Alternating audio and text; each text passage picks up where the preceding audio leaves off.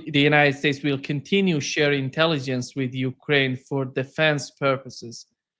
And how did you find getting back to the to the phone call between Donald Trump and Vladimir Putin? What do we know about what is, because the Russian side is talking about it, on the part of the American, in the United States, they're talking about it. How do you see the is there any sort of differences, or the Oh way yeah, that there is an irreconcilable difference. That is why Mr. Trump doesn't get any success, really, because the Russians, I mean, they repeat ad nauseam. And it's in the latest statement of Vladimir Putin after the talk with Mr. Trump that, yeah, it's fine, but until the root causes are removed, special military operation continues. Simple as that. What are the root causes? Root causes are described with some adjustments after the December 2021 granted for the adjustment for the realities on the ground, the tactical and operational ones, is that, yeah, there is a NATO expansion. There are all kinds of nasty things which are done to Russia, including sanctions. Russians have no illusions whatsoever. Literally, I mean, hour before his talk to Trump yesterday, Mr. Putin was speaking to the Russian Union of the Industrialists and Entrepreneurs, and he told them, I quote, "Don't hope that any sanctions will ever be lifted. We will continue to live under sanctions non-stop." So there you go. So it is all diplomatic game Russians play, which is good. I mean, make no mistake, it's better to talk than to fight. But it's all about Trump's show. You know, he needs to save face now. He made this war his war, and now, yeah, no matter what he tries, there's no ceasefire. Russians anticipated fully that Ukraine will break any kind of deals. They broke it today, attacking some, by the way, belonging to Chevron distribution station for the gas. I mean, they were able to hit one of the reservoirs, or those things, where that's about it. And yeah, so even that thing, which was essentially pretty symbolic, is gone now. So the special military operation continues and will continue until all objectives are met. And objectives are those, elimination of those root causes. or nuances that Yeah. I mean, let's not go in that anecdote. Yeah, it's all Russians recognized immediately. They were laughing all over the place, when he said, but there is a nuance. And yeah, it's, yeah, let's not go there. Andre, by the way, when Donald Trump, the way that he's trying to talk, at least as you mentioned, to talk with Vladimir Putin, what is the main problem on the part of the United States that they cannot go and find a substantial solution for the conflict? What is the main barrier in the whole thing that is happening on the part of the United States? Is that about Europe? Is that about European countries? Is that about the establishment in the United States? Who's the main problem in this sort of talks that Donald Trump is trying to implement? The way United States exists today, it's an existential enemy of Russia. Simple as that.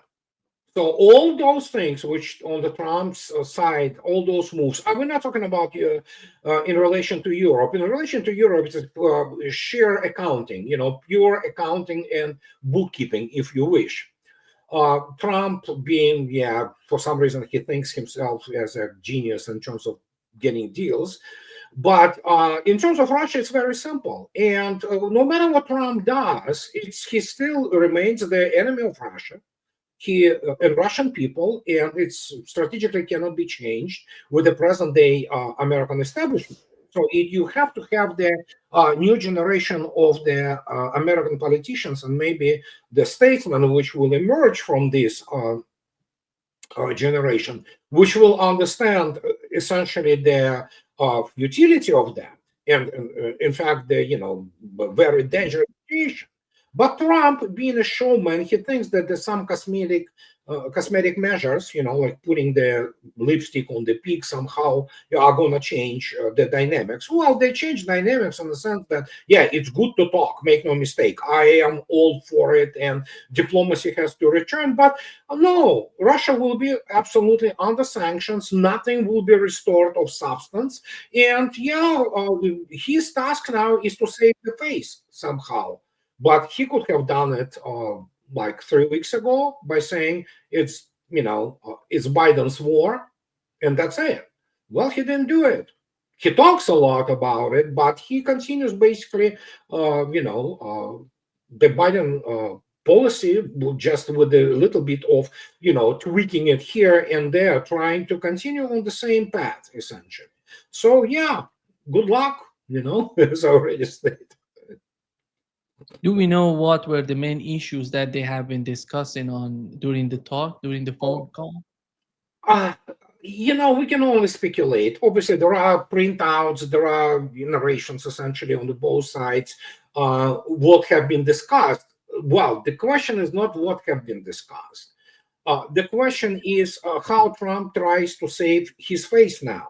He needs to save his face. Remember, he was running on this, or if not for me, there would have been no war. Well, actually, it was on his watch when the arming and training of the armed forces of Ukraine started in earnest. I mean, it became, an industry. And it was also, his ideas about that you can pressure Russia, while obviously talking all this fluffy rhetoric about, oh, yeah, let's get along with Russians. No, he wanted to get along only on his conditions. Doesn't work like this with Russia. And so he promised what? Remember? Well, I will stop the war in 24 hours, then we stop the war in 100 days. People are asking, inevitable and totally legitimate questions. And how is this 24 hours going? How about now those, weeks? So, which are already months, right? He was what? Today is the 20th. Oh, yeah, it's 2 months now since he took the office, all right? So what? What's next? Half a year? Sure, Russians will gladly oblige. But the outcome inevitably is the same as it was from the get-go. The total military and geopolitical defeat of the United States, because it was the United States which was the main driver behind their essentially starting the whole mess in 2013 with the Maidan coup and bringing to power all those Nazis. So there you go. And nothing changed, really. It is all about, it's like, let me put it this way. It is akin to doctors in the, room with the patient who has the 4th-stage cancer, but cut his finger, and they are discussing what color of the band-aid they have to put on it, This is pretty much the same thing. It's just all those PR, outwardly appearances, which still important, make no mistake. As I already stated, I'm not against that. But nature of the conflict, it never changed. So the United States will continue to military support and, provide ISR to armed forces of Ukraine. One of the key points which Vladimir Putin stated straight to, not to face, maybe they were communicating over the video link, that how about you stop the all aid to Ukraine? No, United States is not going to do it.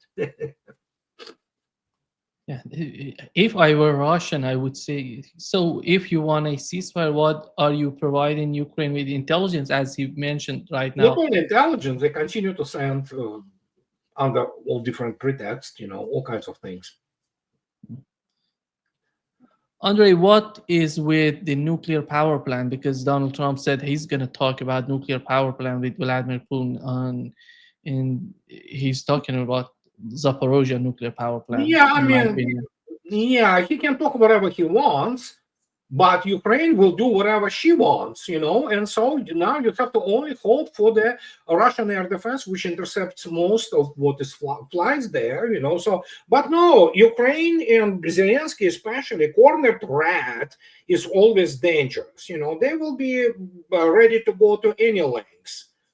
So yeah, just blow up kindergarten, blow up the nuclear power station, so it's total, general routine for especially combined West as of lately, which was doing false flags. And you saw yourself, for example, yesterday they were trying to break into the Belgorod Oblast. They were obviously repelled with the devastating consequences for them. You can see the videos of them. It's just, oh my God. So, yeah, but that's what they do.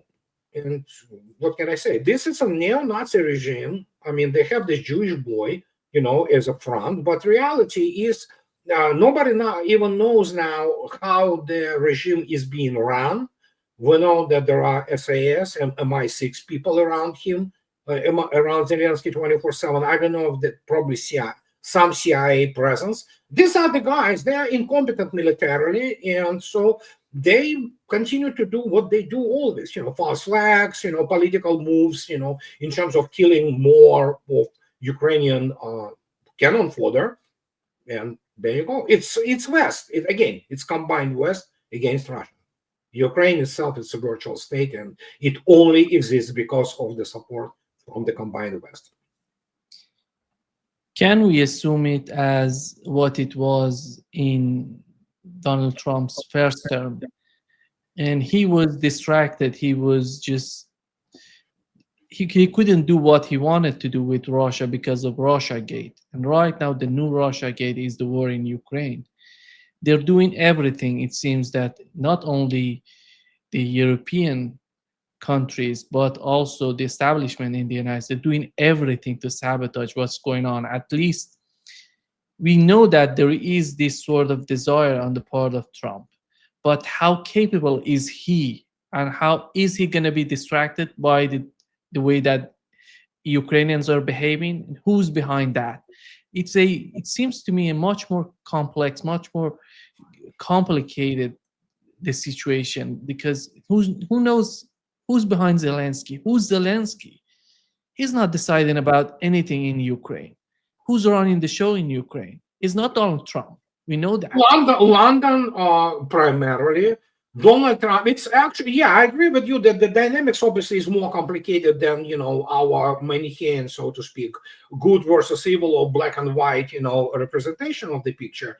Well, the point is that there is a United Kingdom, which is this Chihuahua, which pretends that it is a bulldog or Rottweiler, which it is not even close. But they have this, obsessive, compulsive disorder that they are still great power, which they are not. They're pathetic, actually. So we have now this European dynamics between Trump and all. But do not forget, all those excuses about Trump not being able to do something in the first term and Russia Gate and everything. Well, first, you know what? He could have done things better already within his first term. He never tried. Okay, he was intimidated. Now, obviously, yeah, he gets better things done on the domestically, especially with some critical appointments such as Kash Patel or Tulsi Gabbard. But the point is, he remains a narcissist, flaming narcissist. He remains American exceptionalist, and as a result, he pretends that he wants to get along with Russia, but in reality, he views Russia as the enemy. He views Russia as merely a pawn in his plan, as much as the childish and kindergarten level this plan is. He still thinks that he is a great strategist. He had his ego blown up to the incredible proportions, especially by the virtue of winning the second term and getting essentially what is the mandate, because he got the popular vote. But it's same old, as I already stated, with some differences compared to the first term. But in reality is, as I already stated, you could see his arrogance and hubris when he was saying that, oh yeah, we're going to stop it in 24 hours. Did he stop it? No. Did he deliver it? No, of course not. He can't. And then now I think once Tulsi was appointed, and she made a lot of important statements, about what was going on in terms of intel, and he gets to see the real intel, the things which are obviously classified. And for the United States intel, what is classified is how badly it's losing. That's what they were classifying. So have you heard him now talking about those millions of Russians being killed? He was given the real numbers. He was given real kill ratios. He was given the real industrial and economic output there. And now when he look at this and like, good Lord, I'm not even the big figure, so to speak, on this chessboard. And he knows this. He had this moment of clarity, when he stated Putin has all cards on his hands. Trump and the United States have none. There's nothing which they can play. Do you think that, do you see the role of military industrial complex? They cannot afford losing Ukraine and the way that they're gaining from Ukraine? Well, I mean, definitely somebody is making money on that, no doubt about it. And you cannot discount the influence of the military industrial complex. Absolutely nobody argues with that. They have pretty much the whole Congress, US Congress, in their pockets, apart from the ethnic lobbies, such as the Israeli lobby and other lobbies. What can I say? I mean, nothing could be done about it, with the exception of the cosmetic measures, which is still better. You don't want to look at this ugly mug of what is happening. But he's not able to stop it. They love to talk and brag about it. But as I already stated, the revelation came yesterday when Vladimir Putin stated very clearly, guys, there will be no lifting of sanctions. We're going to be constantly hammered with that. So sure, let's continue to do what we are doing. And Russia continues to, and it actually accelerates with each day, the issue of the import substitution and developing own industrial base. And because there's no hope. I mean, not hope. I mean, you don't do hope in the geopolitics, but you know what? You prepare for the worst and hope for the best. That's it. But I know that Kremlin understands what and who they are dealing with. When it comes to the Middle East, we know that the Israeli lobby, what's the role of the Israeli lobby? It's so confusing when it comes to Russia. What do they have with Russia? Why are they against Russia? What's the biggest problem on their part, in your opinion? Well, Israeli lobby, especially those people who came from what is today Moldova, where the main pogroms have been happening, which they did happen. Nobody argues with that. So they carry on with this, visceral hatred. And plus, many of those people who came and their offspring, which of course all went into those, Ivy League schools, into those soft degrees in history, political science, which is not science, all this BS essentially. So they who constitute now a lot of the so-called intellectual, quote unquote, pseudo intellectual. They don't have real intellect, geopolitical,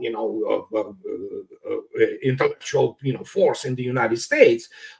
They are there to settle the scores. That's it. Nothing you can do about it. It comes naturally for them. Visceral hatred of Russians. So to the genocidal level, we look at Victoria Nuland and the Kagan clan, who run all these, ridiculous things like Institute for the Study of War, which is like the stupidest organization, most ignorant people militarily. So, and yeah, that's what they do. They write history. They continue to press their governments, and they entrench in Washington and in the American foreign policy establishment, and nothing could be done about it. And Trump is himself, he's a Zionist. So there you go. He is natural, he's Zionist by nature.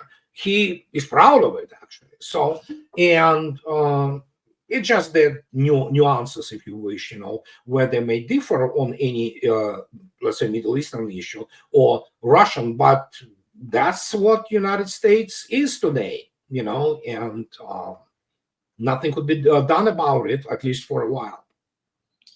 Andrei, you mentioned Tulsi Gabbard. Do you think that the information is getting to Donald Trump? The reality of the battleground is getting to him? Yeah, I think so now it is. I think so now it is. And So, again, if what you is he listen, trying to save in Ukraine?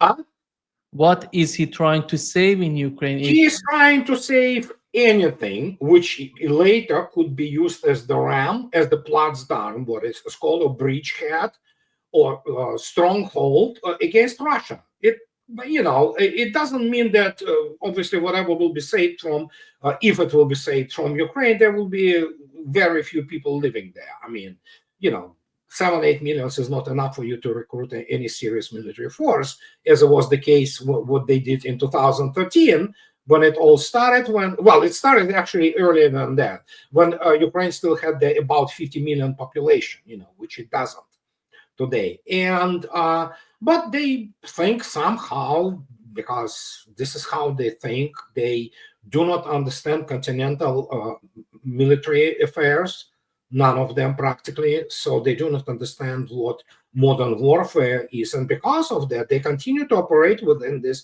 19th century outdated, completely obsolete paradigm.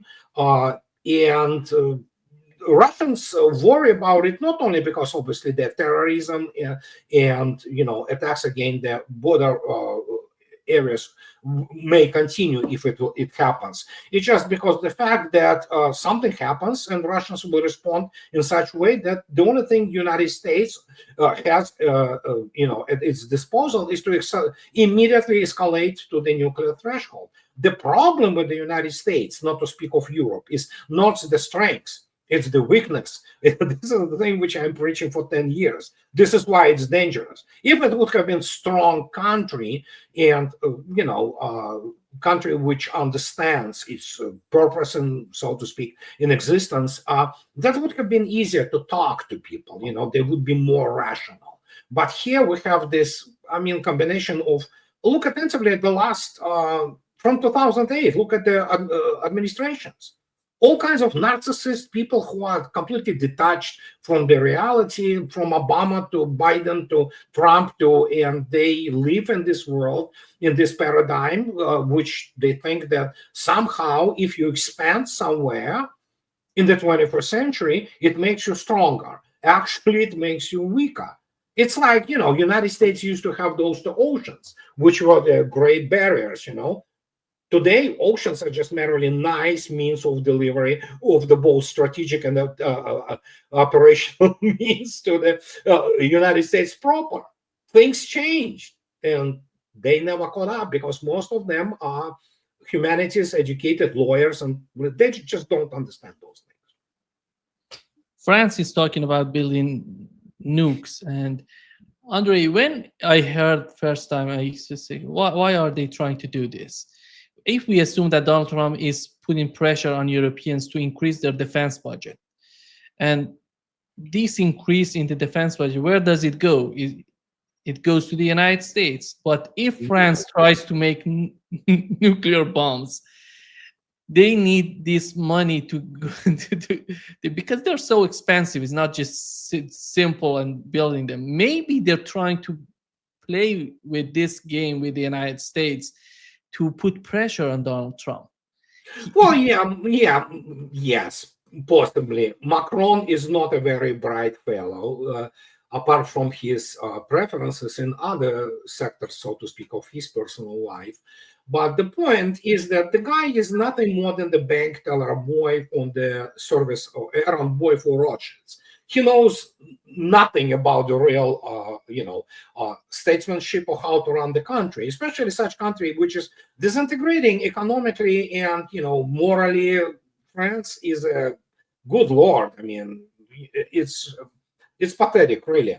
So, and he can say whatever he wants. France doesn't have industrial wherewithal to do what Macron declares. And while they certainly can provide for themselves somewhat, they have their own indigenous nuclear deterrent, and they can produce, some dozens, Rafales, over some period of time. they militarily, especially in conventional military sense, they're chihuahuas. They're nothing really. And no matter how they try, nothing gonna happen. And Trump's, demand for them to spend more money, obviously, tongue-in-cheek also demand for them to spend more money on what United States will be providing. Okay, simple as that. It doesn't matter that F-35 is a butt of the jokes and the catastrophe, technological and financial catastrophe, but they still push them. They shove this aircraft to, down the throats of Netherlands, Germany will be buying it, and so on, Italy, and what can I say? France is really jealous about grossly exaggerated and grossly deluded idea that they somehow matter in the modern days. They don't, as doesn't Europe. And this is what essentially they are afraid and panicked about, that it's Putin and Trump discussing things, but I'm sorry, these are two superpowers. Europe is not superpower. And this is why I'm always laughing. Jeffrey Sachs comes out and says, "Oh, you have $20 trillion economies." No, they don't. So, and when you begin to explain to people what are the critical technologies and critical materials, so to speak, in industrial developments, the most of them, they are not even the player anymore. And I did the video yesterday about this. This is why they can do. They don't even have their own ISR, space-based ISR, intelligence, surveillance, reconnaissance. They don't have their own early warning system. Only the United States does. SBIRS, So, and when you look at this, we're going to launch. They already launched the third Intel satellite through the Ariane 6 on March 6, I believe.